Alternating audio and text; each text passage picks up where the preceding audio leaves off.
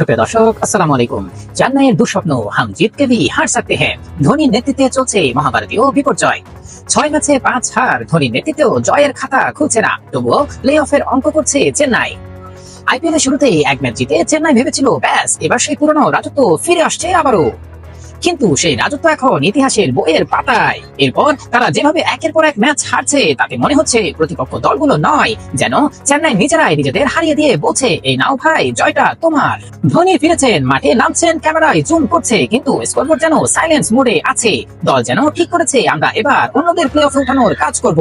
ব্যাটসম্যানদের দেখে মনে হচ্ছে বল মানে বিশ্রামের সময়, আর বোলাররা ওরা তো কেবল বল ছুড়ে দিলেই বলছে, ভাই সোজা মারো, ক্যাচ ফেললে মন খারাপ করো না। প্লে অফের সমীকরণ সেটা এখন গণিত অলিম্পিয়াড লেভেলের জটিলতা। চেন্নাইয়ের হাতে আছে 8 ম্যাচ, সবগুলো জিতলে হবে 18 পয়েন্ট। কিন্তু এই সব ম্যাচ জেতা শুনলেই ক্রিকেট ভক্তরা বলছে, বস এটা তো মার্ভেল সিনেম্যাটিক ইউনিভার্সেও দেখা যায় না। 7টা জিতলেও কিছু আশা আছে, কিন্তু 3টা হারলেই সব শেষ। মাইকেল হাসির আশা, ভালো খেললে কিছুই অসম্ভব নয়, ঠিক কথা, কিন্তু সমস্যা একটাই, ভালো খেলাটা কবে শুরু হবে? তিনি বলেছেন সময় বদলাবে, কিন্তু চেন্নাই ভক্তদের ঘড়ির কাঁটা থেমে আছে সেই প্রথম ম্যাচের জয়ের পর থেকেই।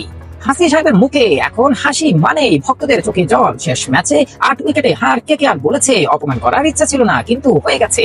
চেন্নাইয়ের হোম গ্রাউন্ডে এমন পরাজয় যেন নিয়ন্ত্রণ রক্ষা করে এসে বিয়েতে খিচুড়ির বদলে লবণ ছাড়া ভাত খাওয়ার মতো অভিজ্ঞতা। সবশেষে বলা যায় চেন্নাই এখন এক অদ্ভুত মিশরে, ম্যাচ খেলি, পয়েন্ট দেই, মানুষকে আনন্দ দেই।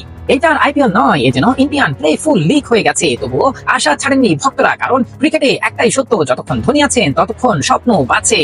তবে স্বপ্ন দেখতে দেখতে যেন ঘুমিয়ে না পড়ে, এটুকুনি সাবধানতা বাণী। সুপ্রিয় দর্শক, এই ধরনের মজা মজা খেলা সম্পর্কে আমাদের সঙ্গে থাকুন। ধন্যবাদ। আসসালামু আলাইকুম।